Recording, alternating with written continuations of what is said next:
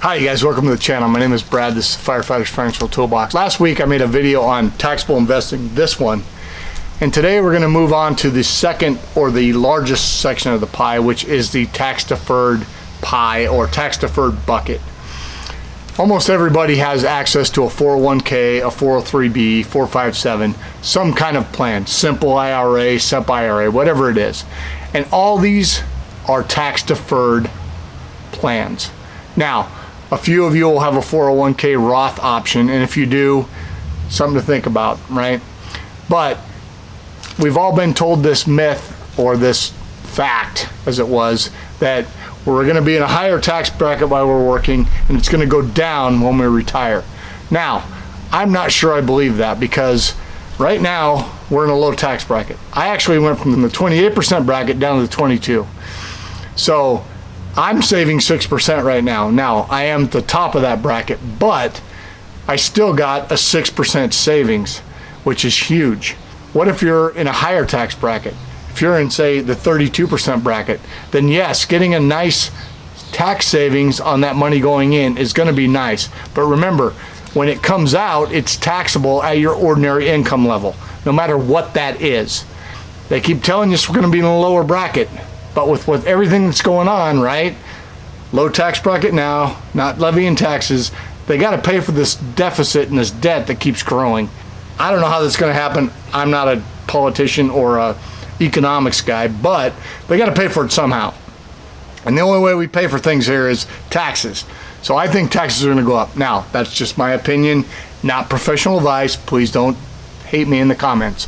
With that in mind, and that usually being the biggest part of the pie in your overall portfolio, maybe we should consider what we put into that bucket, right? Because they tell us put all this in, put all this in, put all this in, it'll grow, grow, grow, grow, grow, and you do get the benefit of not being taxed on it. But when we take it out, we have this big, huge pot of money that at age 72, all of us will have to take some out, even if we don't need it. Even if I have enough money to live on, I have to take about 4% starting at age 72, because the government gave us a little break in the front end. They want their money back. So they're going to take it back. And the older you get, guess what? The more they take. So you start off at 4% and each year it goes up a little bit. So by the time you're 90, they're taking about 9 or 10% every year of whatever the balance is, even if you don't need it. So that could be a big tax burden for you in your old age. Now, with that in mind, what do we put in tax deferred? Well, if it's all you got, first of all, I'm not saying don't use, if all your company offers you is a 401k and it's traditional, you guys, get the match. If the company offers a match of say 3%, at least invest to 3%. And then think about or maxing out your Roth, and then if you have additional money, go back and add more to the 401k or whatever your plan is, right? Because it is a good way to save, and it does grow tax deferred or tax-free until you take it out, right?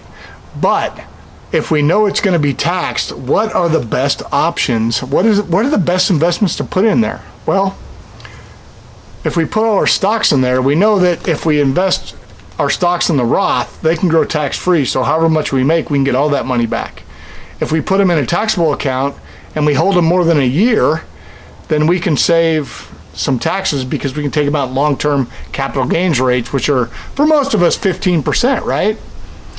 Few people will pay 20%, and if you're over the limits, then you'll pay the net income investment tax, which is 3.8%, the Obamacare tax. But here's the thing, if you're in a 32% bracket and you're talking about paying 32% on it versus 18.8%, guess what? I'm picking that one. I'm picking 18.8. So what kind of investments should we put in there? Well, first of all, if you have any bonds, when you're in an accumulation phase, bonds are not as important. But when you are in the retirement phase, when you're taking money out, you're de-accumulating, bonds are important because stocks go up and down a lot, right? And bonds sort of smooth out the rate. Now, we don't make very much money on them, and we know that, right? But bonds are always taxed at ordinary income. So with that in mind, we can say, you know what? I'm going to put them there because no matter where I put them, I got to pay the same tax rate. What about REITs? If I have any REITs, they could either be in my tax-free where I don't pay tax at all on them, or if I'm going to get taxed, I could put them in my tax-deferred portfolio because I'm going to be taxed on them anyway, right? And they're always ordinary income. What about thinking about lowering that tax-deferred bucket? What about doing Roth conversions after I retire? Maybe I'm in a lower tax bracket for a few years. I can take some of that tax-deferred money, pay the taxes on it in that year, and then pretty soon, after 5 years, it's tax-free to me. These are all the kind of things we need to think about when we're talking about tax-deferred buckets, you guys. I'm not saying don't use them, because for most people, it is the largest bucket, the largest section or pie of their total portfolio.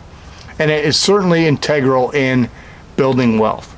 But by thinking ahead on the taxation that's going to happen later, we can save more efficiently and put our different funds, our different necessary needs in the right buckets and save money on taxes.